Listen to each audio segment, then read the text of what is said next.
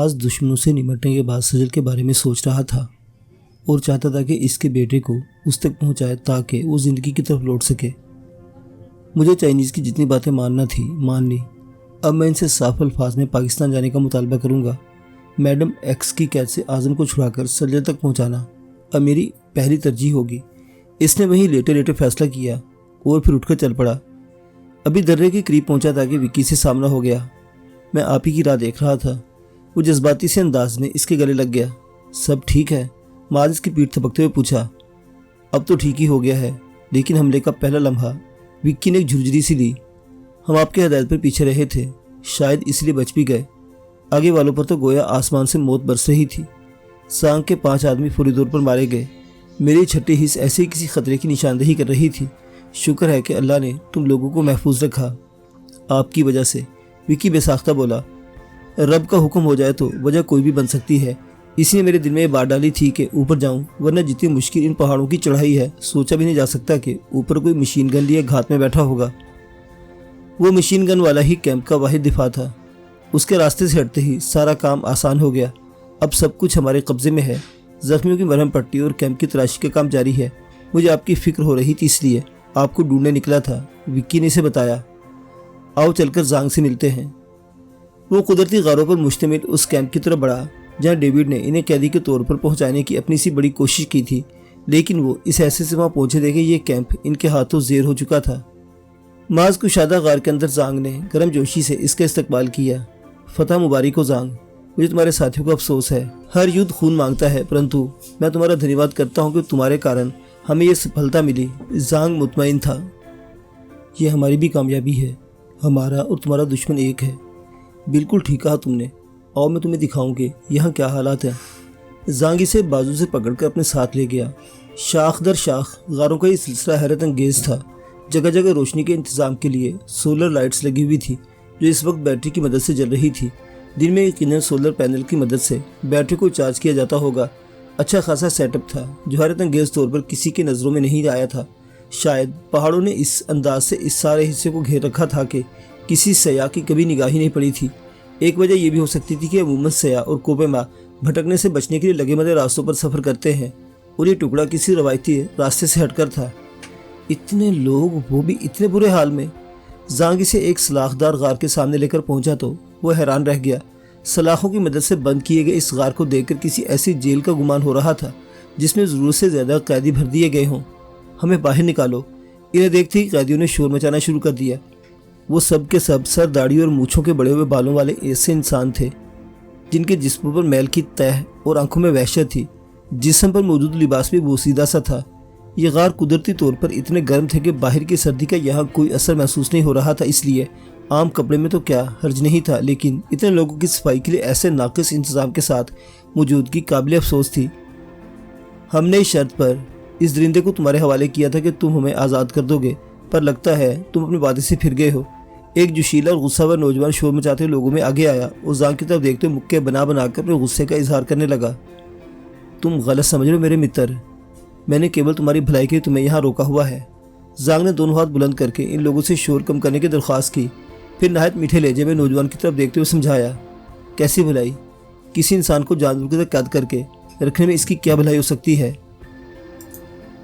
परंतु तुम्हें मैंने यहाँ कैद नहीं किया है, पर आज़ाद भी तो नहीं कर रहे हो। नौजवान जांग की मासूमी से दिए जवाब पर गुस्से से चिल्लाया। अगर मैं इसी हाल में तुम्हें आज़ाद करके बाहर निकाल दूं तो इसका साफ सा मतलब तुम्हारी मौत होगा। क्या तुम इन कपड़ों में बाहर फैले बर्फस्तान की सर्दी का मुकाबला कर सकोगे? क्या तुम्हारे पास बर्फ पर चलने वाले जूते हैं? तुम्हारे पास रास्ते का ऐसा कोई खाका है जिस पर चलकर आबादी तक पहुंच सको? खाओगे तो क्या? रातें किस छत तले गुजारोगे? जांग ने वो सवाल उठाए जिसे सुनकर इन सबको सांप सूख गया। इस गार की कैदोबंद से आज़ादी का इम्कान नजर आते ही वो इन तल्ख हक़ाइक़ और मसाइल को भूल बैठे थे जो इस महफूज गार से बाहर मुंह फाड़े खड़े थे। तुम्हारी इस सिलसिले में हमें मदद करना होगी। कुछ देर की खामोशी के बाद जोशीले नौजवान ने मुतालबा किया। बराबर करेंगे, लेकिन इसके लिए थोड़ा समय लगेगा। पहले हमें यहाँ के मामला देखने दो, फिर हम तुम्हें बताएंगे कि हम तुम्हारे लिए क्या कर सकते हैं। जांग ने नरमी से समझाया। ठीक है, लेकिन अभी हमें खाने के लिए दो। हमने सुबह से कुछ नहीं खाया। नौजवान का जोश ठंडा पड़ गया और इसने पस लहजे में मुतालबा किया। मिल जाएगा। जांग ने संजीदा लहजे में से जवाब दिया और माज का हाथ थामकर वहां से पलट गया। वो लोग किस जिंदे को तुम्हारे हवाले करने की बात कर रहे थे? वो लोग वहां से हटे तो माज ने ज़हनों में अटका सवाल जांग के सामने रखा। अभी जानकारी नहीं। हम यहाँ पहुंचे तो कैदियों वाली गाज से चीखों पुकार की आवाज़ें आ रही थी। जाकर देखा तो सारे कैदी मिलकर एक आदमी को बुरी तरह मारपीट कर रहे थे। हमने मुश्किल से असले के जोर पर इनसे इसे छुड़वाया। अभी तक इसके बारे में सिर्फ इतनी जानकारी मिली है कि वो प्रोफेसर एंड्रयू है और ख़ुद को हमसे छुपाए रखने के लिए कैदियों के बीच जगह बनाने की कोशिश कर रहा था। लेकिन कैदी इससे इतनी नफरत करते कि मौका मिलते ही इसे जान से मारने पर तुल गए। इसका मतलब है कि हमें इस प्रोफेसर एंड्रयू का इंटरव्यू करना पड़ेगा। माज ने पुरसोच अंदाज में अपनी राय दी। वो तो है, पर अभी कैदियों के लिए भोजन का कुछ इंतजाम करवाता हूँ। इन्हें भोजन न मिला तो नाराज़ होकर हंगामा कर सकते हैं। जांग बोलता वहाँ से चला गया। इसके जाने के बाद माज खामोश खड़े विकी की तरफ मुतवज्जो हुआ। लारा और गुलखान कहाँ है? यही है, लेकिन लारा की हालत अच्छी नहीं। वो बुरी तरह बुखार में फूंक रही है और कभी कभी गशी में चली जाती है। देखो, अगर यहाँ दवाई मिल जाए तो इसको ट्रीटमेंट देने की कोशिश करो। इसने गहरी सांस खारिज करते विकी को हदायत की और खुद जांग की तलाश में निकल गया। गारों के इस जाल में घूमते हुए इसे एक जगह चीखते चिल्लाने की आवाज़ें आई। इसने आगे बढ़कर तजस्सुस से उस गार में झांका। वहाँ इसे 2 आदमी रस्सियों से बंधे हुए ज़मीन पर पड़े दिखाई दिए। इनमें से एक उलझे उस पैदवाल वाला गुमसुम सा मर्द था जिसको फिलहाल कुछ नहीं कहा जा रहा था, लेकिन इसके करीबी बंदे दोनों को उल्टा कर लटकाकर इसकी पुष्ट पर खूब कोड़े बरसाए जा रहे थे। बिलाखिर जवान का जब्त जवाब दे गया और इल्तिजा अमेज अंदाज में चिल्लाया, मत मारो, तुम जो पूछोगे सब बताऊंगा। इसके इन अल्फाज के साथ ही जांग का हाथ इशारा हुआ और कोड़े बरसाने वाला हाथ रुक गया। जांग ने चीनी जुबान में कुछ कहा तो इस जवान को सीधा करके बिठा दिया गया। बोलो, एक शब्द भी झूठ ना बोलना, वरना ये उस समय तक तुम्हें मारते रहेंगे जब तक तुम्हारे शरीर से आत्मा नहीं निकल जाती। जांग ने सख्त लहजे में जवान को हदायत की। माज को मजीद बाहर खड़े रहकर ये सब सुनना मुनासिब नहीं लगा, चुनाचे कदम उठाता अंदर दाखिल हो गया। माज, अच्छा वो तुम आ गए। मैं यही सोच रहा था कि मेरे पास ना आने पर परेशान हो गए। मेरे साथियों को हिंदी भाषा न आने के कारण बड़ी मुश्किल होती है। इस आदमी से पूछना ज़रूरी है, इसलिए मुझे यहाँ रुकना पड़ा। माज को हल्का सा शक था कि जांग इस मामले को इससे पोशीदा रखना चाहता है, लेकिन इसके अल्फाज ने ये शक दूर कर दिया। कौन है ये लोग?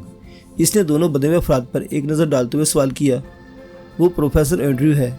इसने सफ़ेद बालों वाले मर्द की तरफ इशारा किया, फिर जवान की तरफ देखते हुए बोला, ये इस कैंप के मुहाफिजों में से जिंदा हाथ आने वालों में से एक है। इसका दूसरा साथी जख्मी हालत में है। कुछ कहा नहीं जा सकता कि जिंदा बचेगा या नहीं।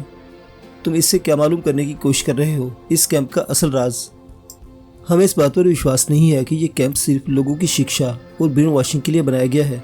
हमें शक है कि यहाँ कुछ और भी हो रहा है और इसका सबूत भी मिला है। कैसा सबूत? मासूम का यह एक मेडिकल लैब बनाई गई है जो आम लेबॉरेटरी से थोड़ी सी हटकर है। मुझे विश्वास है कि ये प्रोफेसर इस लैब में इंसानों पर तजर्बात कर रहा है। जांग के अल्फाज ने माज की जिसमें फ्रेरी से दौड़ा दी। शकूक इसके दिलो दिमाग में भी थी, लेकिन ये बात सामने आने पर कि यहाँ जिंदा इंसानों पर गिनी पिग्स की तरह तजर्बात किए जा रहे हैं, बहैसियत इंसान इसे तकलीफ पहुँची थी। तुम बोलो क्या मैं ठीक कह रहा हूँ? यह इंसानों पर तजर्बात हो रहे हैं ना? जांग इस बार गिरफ्तार नौजवान से मुखातिब हुआ। आप ठीक समझे हो महाराज, परंतु हमारा इससे कुछ लेना देना नहीं। हम सिर्फ कैंप की रक्षा का काम करते हैं। जवान ने फौरन इसके आगे हाथ जोड़ दिए। क्या करते हैं ये लोग? ये लोगों के साथ हम नहीं जानते। हमारा काम बस इनकी पसंद के बनाए लैब में जाकर इसे स्ट्रेचर पर बांधने तक का है। आगे जो करना है प्रोफेसर साहब खुद करते हैं। वो बोलते हुए नजरें चुरा रहा था। बकवास न करो, तुमने बहुत कुछ देखा होगा। ये बताओ कि जो लोग लैब में ले जाए जाते हैं इनका अंत क्या होता है? जांग ने से डपटा। कुछ फौरन मर जाते हैं, कुछ थोड़े दिन जीकर मरते हैं। मेरा और मेरे साथियों का काम बस इतना है कि हम लाशें ले जाकर बाहर बर्फ में स्टोर कर देते हैं। इसने झुकी नजरों से बताया। यानी सारे के सारे मर जाते हैं? वो सारे लोग जो इस कैंप में लाए जाते हैं उनका नसीब मौत है? माज को इसके इंकिशाफ से सदमा हुआ था, चुनांचे बेसाख्ता ही दरमियान में बोल पड़ा। नहीं, सब नहीं। कुछ को अलग करके लड़ने भिड़ने और दूसरे कामों की सीख दी जाती है। इनको लैब में नहीं ले जाया जाता, बल्कि प्रोफेसर का असिस्टेंट अलग से ब्रेन वॉशिंग करता है। प्रोफेसर के असिस्टेंट? कहाँ है असिस्टेंट? हमें तो यहाँ कोई शख्स नहीं मिला। पहले वाले को ब्लड कैंसर हो गया था तो इसे इलाज के लिए वापस भिजवाना पड़ा। इसकी जगह लेने को मैडम लारा को भेजा गया था। इसने इंकिशाफ किया। यानी लारा लैब में प्रोफेसर की मदद करने के साथ साथ दहशतगर्दी की तरबियत लेने वालों की ब्रेन वॉशिंग का काम भी कर रही थी। अभी वो सिर्फ लैब में काम कर रही थी। पिछला ग्रुप तरबियत के बाद यहाँ से जा चुका है। सुना था कोई नया ग्रुप लाया जाने वाला है जिसको मैडम लारा देखेगी, पर इसकी नौबत ही नहीं आई। वो यकीनन इन्हीं लोगों के हवाले से बात कर रहा था। डेविड का प्रोग्राम था कि इस कैंप में इन्हें रखकर इनकी मर्जी के मुताबिक इनकी जहन साजी की जाए। और फिर इनसे अपने मतलब के काम लिए जाएं। तुम डेड बॉडीज को ठिकाने लगाते हो क्योंकि तुम्हें अंदाज़ा हुआ होगा कि इन डेड बॉडीज़ के साथ क्या किया जाता है। चीर फाड़ की जाती है, इनके अज़ा निकाले जाते हैं या कोई दूसरा ख़तरनाक तजर्बा किया जाता है। कैसे मरते हैं वो? किसी जहर, इलेक्ट्रिक शॉक या किसी और गैर इंसानी तरीके से। माज ने एक बार फिर जज्बाती अंदाज में सवाल किया। मुझे ठीक मालूम नहीं सर, हर बॉडी अलग अलग हालत में होती है। हाँ, पर वो बोलते बोलते खामोश हुआ और एक नज़र प्रोफेसर पर डाली। वो अब भी सबसे बेनियाज यूँ गुमसुम बैठा जैसे इसी किसी बात से कोई गर्ज ना हो। क्या पर बोलो, चुप ही हो गए हो? माज को उसका खामोश होना खटका। पर ये जी कि मुझे नहीं लगता प्रोफेसर साहब खुद किसी को मारते हैं। ये जो आपके दिमाग में जहर और इलेक्ट्रिक शॉक वगैरह की बात आ रही है ना, ये ठीक नहीं है। मैंने देखा कि जब भी कोई बंदा मरता है प्रोफेसर साहब बहुत उदास हो जाते हैं। इसके लहजे में सच्चाई ज़रूर थी, लेकिन ये महसूस किया जा सकता था कि इसने ऐन वक्त पर बात बदली है। मुझे वो लाशें देखना है। मुझे बताओ, कहाँ दफन करते तुम इन्हें? अभी कैसे देखेंगे सर, अभी रात हो गई है, बाहर अंधेरा और सर्दी दोनों है। अगरचे इसका अंदाज टालने वाला था, लेकिन बहरहाल वो गलत नहीं कह रहा था। इस वक्त बाहर जाकर खुदाई करना और लाशों का जायज़ा लेना मुश्किल काम साबित होता। ठीक है, सुबह तक इंतज़ार कर लेते हैं। सुबह पर याद आया, मैंने देखा कि यहाँ खाने पीने का सामान बहुत कम है। मतलब जितने लोग यहाँ मौजूद हैं, इसमें तो इतनी खुराक थोड़े दिनों में ख़त्म हो जाएगी। जांग को तशवीश थी। यहाँ ज़्यादा खुराक स्टोर करने की जगह नहीं है। ट्रक आता है तो खुराक लेकर आता है। अगर कभी ना आ सके या मौसम ख़राब होते कब पता चलता है? मौसम ख़राब हो तो सारे रास्ते बंद हो जाते होंगे। ऐसे में इतने आदमियों का गुजारा कैसे होता है? किसी न किसी तरह हो ही जाता है। जवान ने एक बार फिर आंखें मिलाए बगैर जवाब दिया। कैदियों को भूखा रखते होंगे। आज भी बेचारे सुबह से भूखे हैं। जांग ने अंदाज़ा लगाया। जवाबन वो खामोश रहा। मुझे नहीं लगता कि इस शख्स ने हमें सब कुछ साफ साफ बताया है। वो काफ़ी कुछ हमसे छुपा रहा है। वो लोग वहाँ से हटे तो माज ने जांग के सामने अपने खदशे का इजहार किया। मैं भी इस बात को समझता हूँ, पर एकदम से ज़्यादा जोर डालना भी ठीक नहीं है। प्रोफेसर को भी इसी कारण ढील दी रखी है, वरना मैं जानता हूँ कि सबसे ज़्यादा जानकारी तो इसे ही होगी। जांग ने तदब्बुर से जवाब दिया और बात को आगे बढ़ाते हुए बोला, धीरे धीरे सारे राज खुल जाएंगे। कैदियों में से एक आध से अलग से बात करना होगी। वो यहाँ रह रहे हैं, इन्हें भी बहुत कुछ मालूम होगा। हाँ, ये तो है। मेरे ख्याल में वो जोशीला नौजवान ही ठीक रहेगा। ऐसे जज्बाती लोग जज्बात की रो में बहुत कुछ उगल देते हैं। माज ने तायद करने के साथ साथ मशवरा भी दिया। ऐसा करते हैं, अभी बुलवा लेते हैं, जितनी जल्दी यहाँ के मामला निपट जाए अच्छा है। हमें वापस जाकर रिपोर्ट भी करना है। इस बात का फैसला भी तो ऊपर वाले करेंगे कि इसराइलियों के इस कारनामे को दुनिया के सामने लाना भी है या नहीं। थोड़ी देर में वो नौजवान इनके सामने था जिसने थोड़ी देर पहले अपने साथियों की तर्जुमानी करते हुए इनसे मुज़ाकरात किए थे। हुलिया तो ज़ाहिर है इसका अब तक वही था जो थोड़ी देर पहले था, लेकिन चेहरे पर से वहशत कम हो गई थी। शायद ये पेट भरने का कमाल था। भूख दुनिया की बड़ी तल्ख हकीकत है। लंबे अरसे तक भूखंडी पड़े तो इंसान की शख्सियत उलट कर रख देती है। सूरज, इसने शाइस्तगी से जवाब दिया। कब से हो यहाँ? 1 साल 2 महीने होने को आए हैं। घर से कॉलेज के लिए निकला था, दोबारा घर जाना नसीब नहीं हुआ। इसकी आंखों में गहरी उदासी उतर आई। यानी इतने अरसे से यहाँ इस काल कोठरी में रह रहे हो? तो फिर तो बहुत कुछ जानते होगे यहाँ के बारे में। आपको क्या जानना है? इसने अपनी फितरी तरारी से पूछा। सब कुछ जो तुम बता सको। मैं तो बस इतना ही कहूँगा कि ये लोग दरिंदों से भी बदतर हैं। आदमी को आदमी नहीं चूहा समझते हैं, बल्कि शायद इससे भी कमतर। भूख, मार, गंदगी, बीमारी, रत जगह सारे सितम सहे हैं। तुम्हें बताऊं कि जब कैदियों की तादाद ज़्यादा हो जाए तो हमारी कोठरी में इतनी जगह नहीं रहती कि हम सब रात को एक साथ सो सकें। हमें बारी बारी शिफ्ट लगाकर सोने के लिए आधे लोग लेटते हैं और आधों को उतने समय के लिए बैठकर रात गुजारना पड़ती है। अभी तो तुम लोग इतनी ज़्यादा तादाद में दिखाई नहीं दिए। शायद इसके कुछ को ट्रेनिंग देकर यहाँ से रवाना कर दिया गया है। ट्रेनिंग लेने वालों को हमसे कोई रास्ता नहीं। इनको तो शुरू ही से अलग अलग करके रखते हैं। हमारी तादाद तो नई खेप आने पर बढ़ती है। इस बार बहुत दिनों से कोई नया पंछी नहीं आया और हम कम होते होते इतने रह गए हैं कि अब आराम से पैर फैलाकर सोते हैं। इसके लहजे में महसूस की जाने वाली काट थी। तुम कम कैसे हो गए हो? जांग ने लहजे में तजस्सुस सुमोकर सरगोशी से पूछा। बिल्कुल वैसे जैसे मुर्गी वाले को लोहे के पिंजरे में रखी मुर्गियाँ एक एक करके कम होती जाती हैं। वो पिंजरे में हाथ डालकर अपनी मर्जी की मुर्गी दबोचकर बाहर निकालता है और फिर वो मुर्गी कभी अपने साथियों के बीच वापस नहीं लौटती। क्या तुम्हें शक है कि तुम्हारे वो साथी कत्ल हो चुके हैं? हो सकता है इन्हें किसी दूसरी जगह भेज दिया गया हो। किसी दूसरी जगह? वो इस्तेज़ाइया हंसा। प्रोफेसर की लैब से सिर्फ परलोक को रास्ता जाता है। इस खबती बूढ़े के दिमाग में पता नहीं शैतान ने क्या क्या बात डाल दी है कि इंसानों पर इंसान मारकर भी इसका खब्त ख़त्म होने का नाम नहीं ले रहा। मुझसे पहले और मेरे बाद आने वाले जाने वाले कितने लोग इसके जुनून की भेंट चढ़ चुके हैं। सूरज रंजो गम की शिद्दत से फट पड़ा। तुम इतने विश्वासी सब कैसे कह रहे हो? जांग ने से टोका। मैंने सब कुछ अपनी आंखों से देखा है। एक दिन हमें वर्जिश और हाजत के लिए बाहर ले जाए गए थे, तो मैं वापसी में चुपके से दूसरे गार में सिरक गया। मुझे नहीं मालूम था कि वहाँ प्रोफेसर की लैब है। प्रोफेसर इस समय अपने असिस्टेंट के साथ लैब में मसरूफ था और वो 2 दिन पहले हमारे दरमियान से ले जाने वाला वो कैदी इनके सामने ऑपरेशन टेबल पर इस हाल में पड़ा था कि इसकी खोपड़ी का आधा हिस्सा हटा हुआ था और उसमें से उसका दिमाग साफ दिखाई दे रहा था। इसकी पूरे जिस्म से तारें जुड़ी हुई थी और वो लोग कंप्यूटर की स्क्रीन पर जाने क्या क्या देख रहे थे। साथ साथ प्रोफेसर झुंझुलाते हुए लहजे में अपने असिस्टेंट से कह रहा था कि मेरी थ्योरी गलत नहीं है, बस बदकिस्मती ये है कि हमारे तजर्बे के लिए मजबूत दिमाग नहीं मिल रहे हैं। जिस रोज़ ऐसा कोई बंदा मिल गया जिसका दिमाग हमारे मतलब का हुआ तो मेरी थ्योरी साबित हो जाएगी और सारी दुनिया पर प्रोफेसर एंड्रयू की धाक बैठ जाएगी। मैं लोगों को सुपर कंप्यूटर भुलवा दूंगा। और वो भी और पता नहीं क्या क्या कह रहा था। मुझे भी मजीद वहाँ खड़े रहकर इसकी बातें सुनने की हिम्मत नहीं, इसलिए वापस अपनी कोठरी की तरफ चला गया। उस रोज़ मैंने यूँ गायब हो जाने पर जो मार खाई, इसकी अजियत उस जनी अजियत से कम थी जो लैब का मंजर देखकर मुझे पहुंची थी। इस बात के इख्तिताम पर सूरज ने एक जोरदार झुझरी ली। दम्बा खुद तो वो दोनों भी थे। प्रोफेसर एंड्रयू जिंदा इंसानों के दिमाग पर न जाने कौन सा तजर्बा कर रहा था कि अब तक कई जिंदगियां निकल चुका था। मैं तुम्हें एक और बात बताऊं, सूरज ने पुरस्कार लहजे में कहा। हाँ बताओ। वो इसके लहजे का गैर मामूलीपन महसूस करके पूरी तरह से मुतवज्जो हुए। ये लोग खुराक पूरी करने के लिए कैदियों को मर जाने वाले साथियों को गोश्त खिलाते हैं।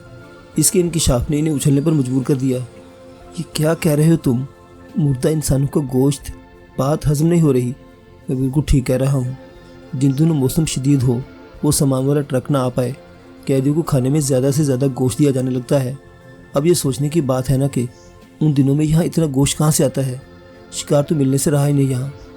इसकी दलील में दम था, मगर तस्लीम करने पर तबीयत माइल नहीं हो रही थी। तुम इतने अरसे से यहाँ क्यों बचे हुए हो? तुम्हारा नंबर क्यों नहीं आया अभी तक? माजिद से घूरते पूछा। मैंने अपनी चालाकी से खुद को बचाया हुआ है। जब से मालूम हुआ कि प्रोफेसर एंड्रयू को अपने तजर्बे के लिए मजबूत और ताकतवर दिमाग पसंद है, मैंने थोड़े थोड़े दिनों बाद ऐसा ड्रामा करना शुरू कर दिया है जिससे लगता है कि मुझे दिमागी दौरे पड़ते हैं। वो यूँ मुस्कुरा जैसे अपनी इस चालाकी पर दाद चाहता हो। तुमने अपने साथियों को, उसमें से किसी को ये सब बातें बताई थी? नहीं। इसने जोर से नफ़ी में सर हिलाया। क्यों? मुझे डर था कि मैं अगर किसी को बताऊंगा तो चुप बैठने के बजाय या तो शोर मचा देगा, औरों को बता देगा।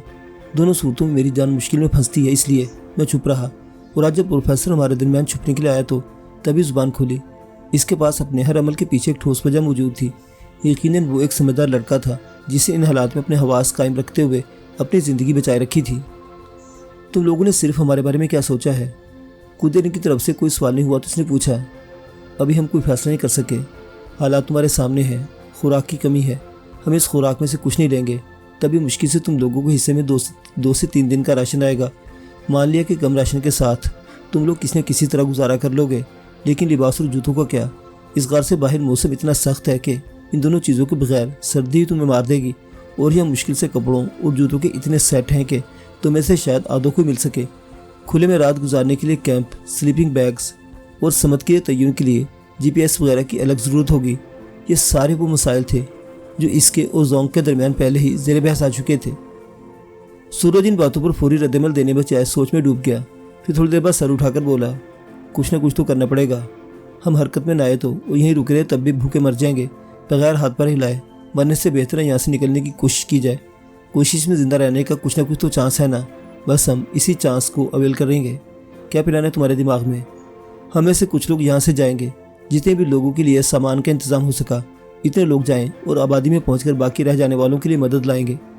इतना आसान नहीं होगा। हर शख्स जाना चाहेगा। किसी को यकीन नहीं आएगा कि पहले जाने वाला बाद में इसके लिए मदद के लिए आएगा।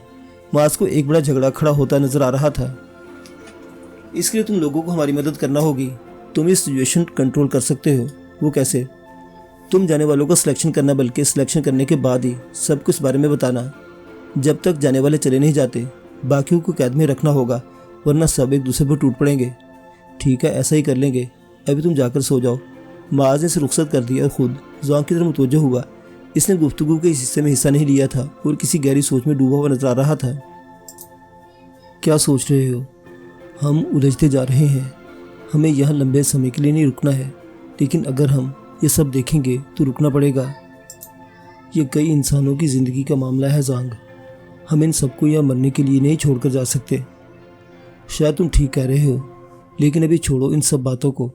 अभी थोड़ी देर आराम कर लेते हैं, सुबह सब देखेंगे। ज़ांग अभी उलझा हुआ लगता था, लेकिन इसने इख्तिलाफ का इजहार करके बात नहीं बढ़ाई थी। माज ने भी फिलहाल खामोशी मुनासिब समझी। इन्हें वाकई आराम की ज़रूरत थी।